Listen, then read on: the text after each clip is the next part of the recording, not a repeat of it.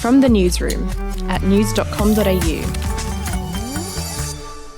G'day, I'm Andrew Bucklow and this is the latest from the Newsroom. It's Friday the 22nd of October. Melbourne's sixth lockdown has finally come to an end. Pubs, restaurants and hairdressers threw open their doors at midnight to capitalise on the excitement. Melbourne holds the title of the most lockdown city in the world, with residents spending almost 9 months confined to their homes since the pandemic began. To the US, the police officer who mistakenly shot and killed Australian woman Justine Ruzcek-Damond in 2017 has been resentenced to almost 5 years in prison. Mohammed Noor was originally found guilty of murder and was sentenced to 12 years in jail, but that conviction was thrown out last month, leaving Noor with just a second-degree manslaughter charge. In a touching moment during the sentencing hearing, Justine's fiancé appeared via Zoom and said he forgave Noor. I want you to know that I forgive you, Mohammed. All I ask is that you use this experience to do good for other people. I'm deeply grateful for Mr. Damon's forgiveness. I'm deeply sorry for the pain that I've caused that family, and I will take his advice and be a unifier. With time already served, Noor could be released next year.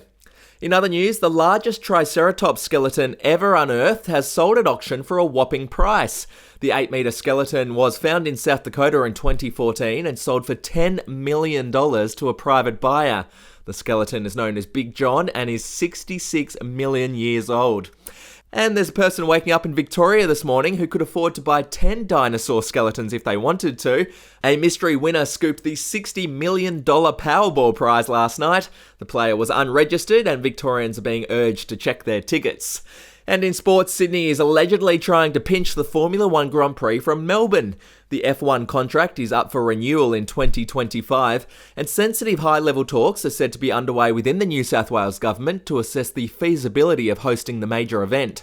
The pitch would focus on a Monaco-style street race along the Sydney Harbour. To showbiz, Adele has revealed what her most prized possession is. She did a 73 questions interview with Vogue and proudly showed off a piece of Celine Dion's chewing gum that she has framed in her LA home. James Corden, who's a friend of mine but also does carpool karaoke, which I did, he did it with her and knew how much a fan of her I was, and so he made her spit her gum into a piece of paper and he framed it for me. And it's my proudest possession. And finally, actress Kate Beckinsale has claimed her high IQ has negatively impacted her showbiz career. She told Howard Stern she has an IQ of 152, which places her in the highly gifted category. Beckinsale told the radio host that she's often told she'd be much happier if she were 30% less smart.